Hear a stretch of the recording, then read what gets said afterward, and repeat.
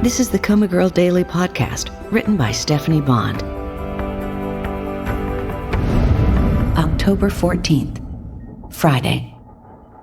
The last time Audrey Parks, our former ward mate, had come to visit, she'd been in a wheelchair, and she was not a rolling ball of sunshine.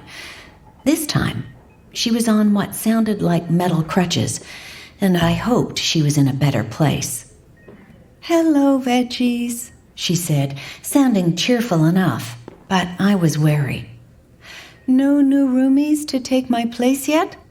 Don't worry. I saw a couple of goners in ICU that looked like good candidates for the patch, if they make it." I see she had moved from depressed to depressed and snarky.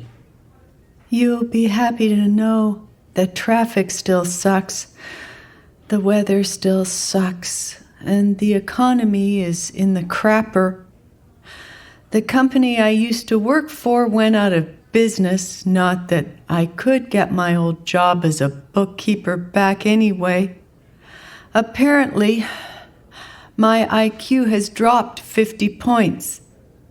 Her speech had improved a bit, but her breathing sounded labored as she made her way around the room.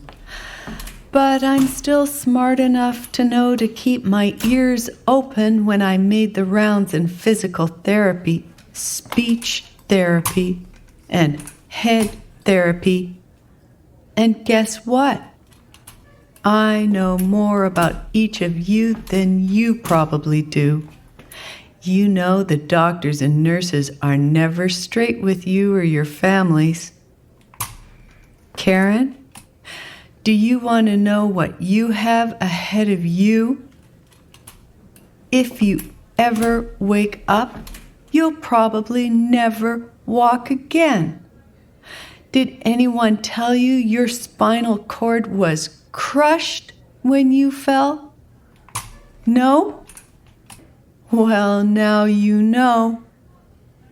That seemed unnecessarily cruel. The crutches scraped across the floor as she moved to Jill's bed next. "Jill, if you ever wake up, you'll be on a ventilator the rest of your miserable life. And it will be miserable because you need a kidney transplant and a heart transplant, which you're never going to get because your lungs don't work. The doctors say your body is already gone, and you need to just give up your mind too and die already." She was getting louder now and breathing harder as she clunked over to my bed.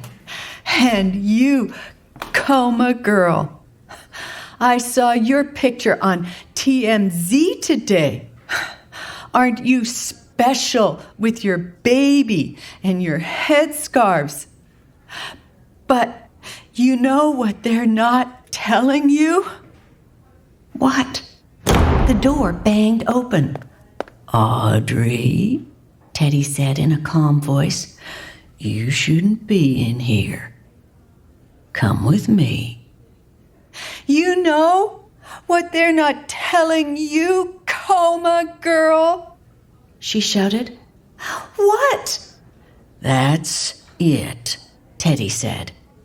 "If you ever wake up..." The rest of her words were muffled with a large hand. And from the sound of it, Teddy had picked her up, crutches and all, and carried her from the room. The door banged closed, leaving the echo of her verbal assault, and leaving me to wonder if there is some horrific thing the doctors and nurses aren't telling me.